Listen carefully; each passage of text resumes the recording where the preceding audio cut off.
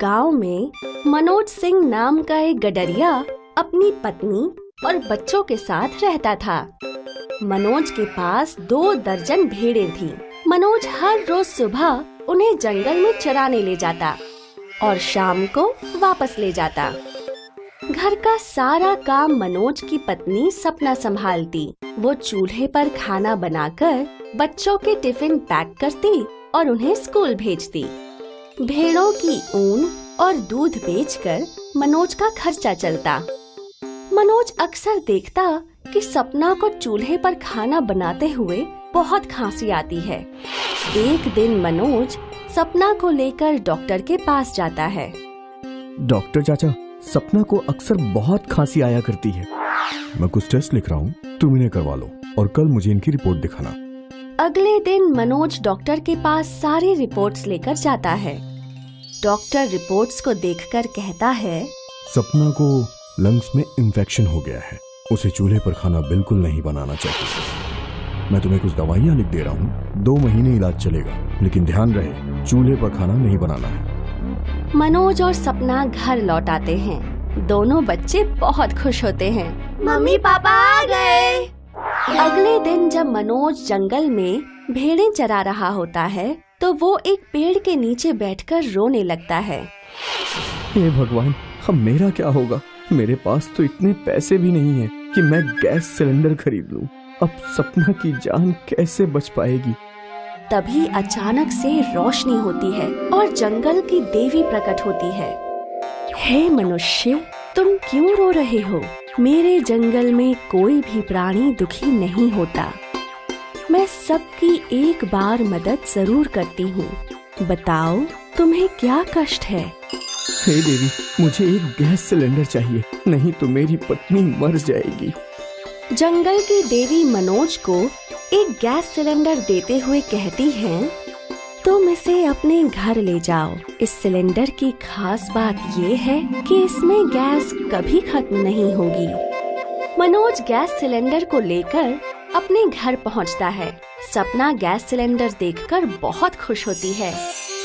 ये अब धुएं में खाना नहीं बनाना पड़ेगा। सपना अक्सर अपनी बचपन की सहेली दीक्षा से फोन पर बातें किया करती थी। उस रात भी सपना ने दीक्षा से बात की। हेलो दीक्षा, क्या कर रही हो? कुछ नहीं, खाना बना रही हूँ। पता है पिछले 2 दिनों में क्या हुआ? नहीं, बताओ क्या हुआ?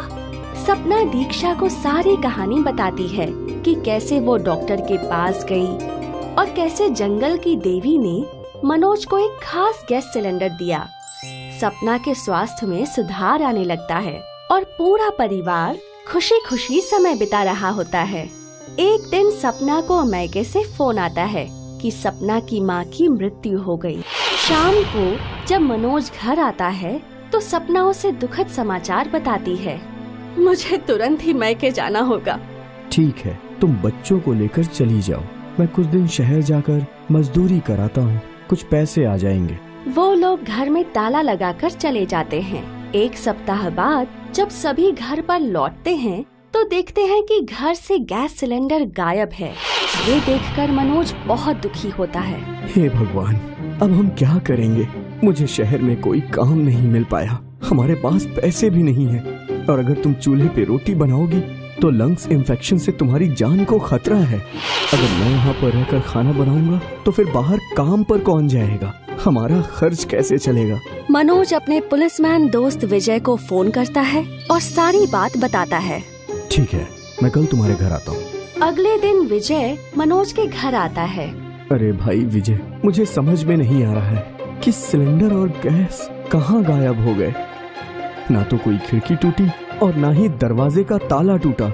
सब कुछ वैसे का वैसा ही है, फिर भी गैस सिलेंडर कैसे गायब हो सकता है? विजय ताले को लेंस से देखता है और पूछता है, क्या तुम्हारे घर पर कोई आता जाता था? नहीं, तुम दोनों अपने मोबाइल फोन दिखाओ। विजय मनोज और सपना के मोबाइल्स की कॉल हिस्ट्री चेक करता है। वो नोटिस करता है कि सपना अपनी फ्रेंड दीक्षा से काफी बातें करती है। विजय सपना से पूछता है, ये दीक्षा कौन है? वो मेरी सहेली है।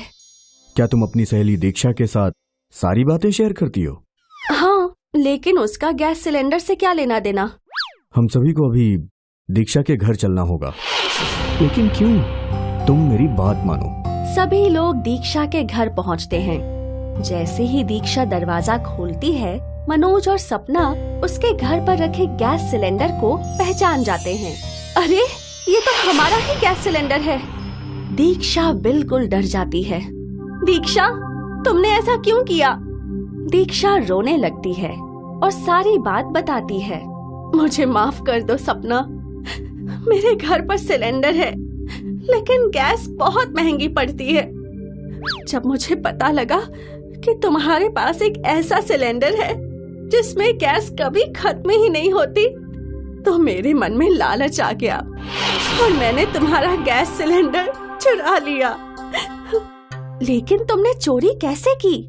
जब तुमने मुझे फोन पर बताया कि तुम अपने मायके में रुकी हुई हो, तो एक दिन मैं तुम्हारे गांव गई और तुम्हारे दरवाजे का ताला देखा। मैंने तुम्हारा ताला तोड़कर गैस सिलेंडर चुरा लिया और मार्केट से बिल्कुल वैसा ही ताला लाकर तुम्हारे दरवाजे पर लगा दिया। ऐसा कहकर दीक्षा रोने लगती है।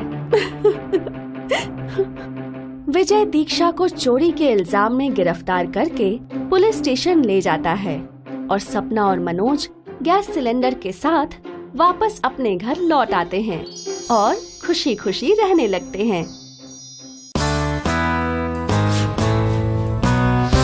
मीरपुर गांव में रामदास अपनी पत्नी मीरा के साथ रहता था। रामदास मछलियां बेचने का काम करता था। आज नाश्ते में क्या बना है? मछली, पनीर की सब्जी, अरहर की दाल और ऑमलेट तैयार किया है। सभी चीजें बहुत स्वादिष्ट बनी हैं। ठीक है, जो भी बनाया है ले आओ। नाश्ता करने के बाद रामदास मछलियां पकड़ने नदी पर जाता। दिन भर धूप में मछलियां पकड़ने के बाद रामदास घर लौटता। आ गए, मुखिया जी का आदमी आया था। पूरे गांव में अनाउंसमेंट करके गया है कि गांव में फ्लू फैल रहा है और गांव के हर एक आदमी को मास्क देकर गया है। ये रहा तुम्हारा मास्क। मास्क लगाने से क्या फ्लू नहीं होगा?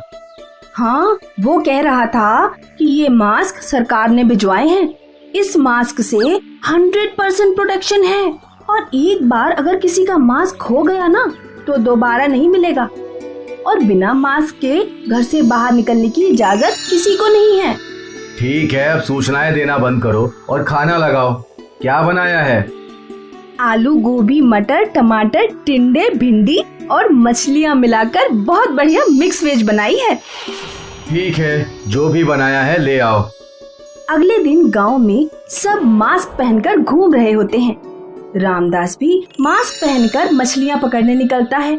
रामदास जब शाम को जाल से निकालकर मछलियाँ बाल्टी में डाल रहा होता है तो वो देखता है कि एक मछली के मुंह में सोने की अंगूठी है। रामदास अंगूठी देखकर चौंक जाता है। वो अंगूठी लेकर अपने घर पहुंचता है। देखो, आज मुझे मछली के मुंह में क्या मिला है, एक सोने की अंगूठी। ईश्वर ने जरूर तुम्हें तुम्हारी ईमानदारी और मेहनत से खुश होकर दिया है। रामदास उस अंगूठी को बेचकर एक बड़ा सा घर बनाता है और एक कार भी खरीद लेता है। अब रामदास कार से मछलियाँ पकड़ने जाता और मछलियों को कार में रखकर ही घर ले आता। इस तरह रामदास और उसकी पत्नी खुशहाल जीवन बिताने लगे। रामदास के पड़ोस में राघव नाम का एक दूधिया रहता था। राघव रामदास से बहुत जलता था। रामदास ने तो मछलियों का व्यापार करके महल खड़ा कर लिया और मैं अभी झोपड़ी में ही पड़ा हूँ।